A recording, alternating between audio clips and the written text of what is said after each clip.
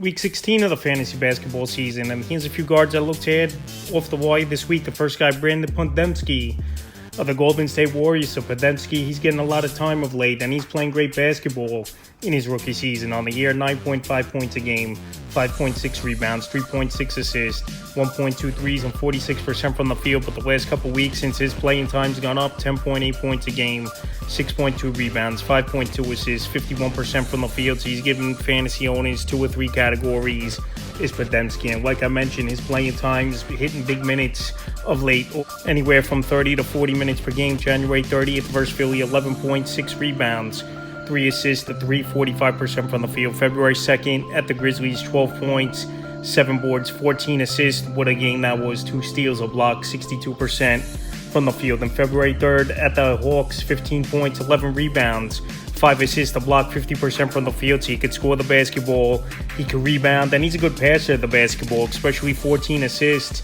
in that time. So right now, since he's available in 58% of fantasy leagues, he's a hot pickup off the wire this week here is Podziemski. And like I said, this Warrior team at the deadline, they might be trading a couple players within the next few days where his playing time will go up even more. The next day, Damon Thompson of the Houston Rockets. So Thompson, it's been a decent year for him, and he's starting to get things going over the last few weeks. 6.8 points a game on the year, 4.5 rebounds, 2.2 assists, 1.1 steals, and 48% from the field. But the last couple weeks with the playing time going up, he's taking advantage of it. 8.7 points a game, 5.7 rebounds, 3 assists, 1.4 steals, and 59% from the field here for Thompson. So like I said, 25 minutes a game he's playing about for this Rocket team, and he's making the most of it. January 31st versus the Pelicans, 10.6 rebounds, a steal, 50% from the field. February 2nd versus Toronto, 19.7 boards, 4 assists, 2 steals, a block, 81% from the field. Then February 4th at the T-Wolves, 8.7 boards, 2 assists, a steal, 28% from the field. So right now, Thompson, he's available in tons of fantasy leagues still at 77%. If you need some scoring, rebounding, and a decent field goal percentage, he definitely could bring that to fantasy owners. And if this Rocket team trades a couple veterans off as well, I think the playing time will go up even more as well. The next day, Ayo Dosunmu of the Chicago Bulls. Zach LaVine out for the season.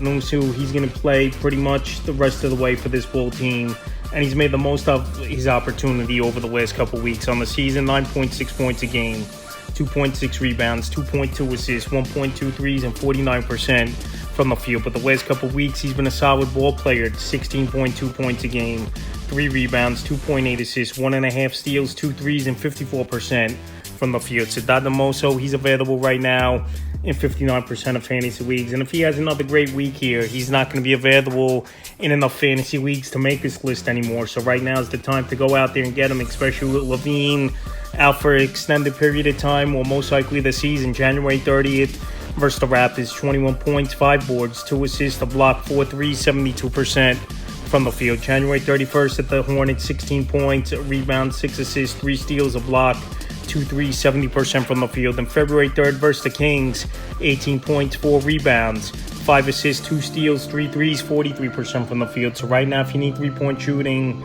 scoring the basketball, and some assists, he's definitely going to bring that for fantasy owners.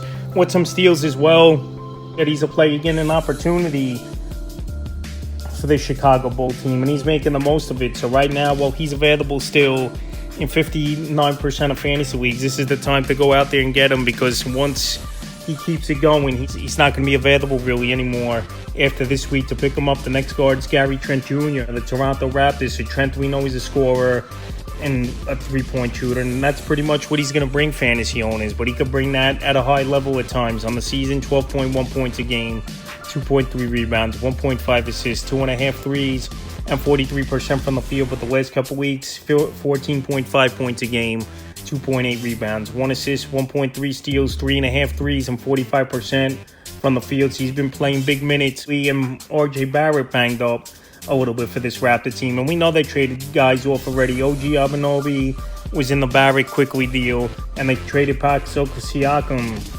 a couple weeks ago, and Bruce Brown, he might be next to be going at the NBA trade deadline any day now. So January 30th at the Bulls, 24 points, 5 rebounds, and assists, a steal, 6 threes, 60% from the field. February 2nd in Houston, 12 points, 4 boards, 2 steals, 2 threes, 41% from the field. And February 4th at the Thunder, 16 points, 6 rebounds, 2 steals, 4 threes, 40% from the field. So like I said, if you need three-point shooting and a guy's going to score the basketball and decent stealer of the basketball, Gary Trent could bring that to fantasy owners. I know his field goal percentage hasn't really been all that great this season. I know he don't really get assist or rebound that well.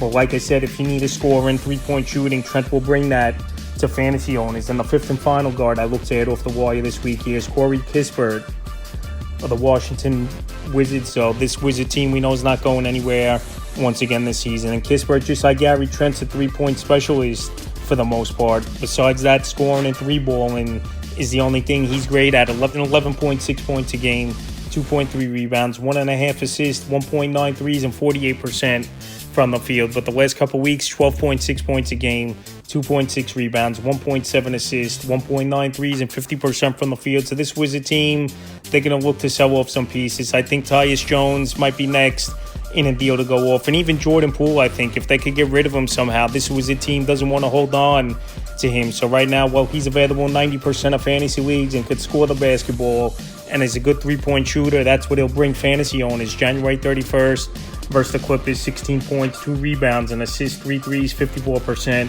from the field. February 2nd versus the Heat, 26 points, 4 boards, 2 assists, 6 threes, 55% from the field. And February 4th versus the Suns, 15 points, 2 boards, 4 assists, a steal, 46% from the field. So Kispert, he's been a player, obviously, that's been on this Wizard team a couple seasons now, but he's getting an opportunity once again. The minutes have gone up. And like I said, if they traded Tyus Jones or DeLon Wright at the trade deadline, I think that's even going to open up more minutes right now for Corey Kispert. So he's definitely a guard to add this week. So that's a few guards I looked at off the wire for Week 16 of the fantasy basketball season.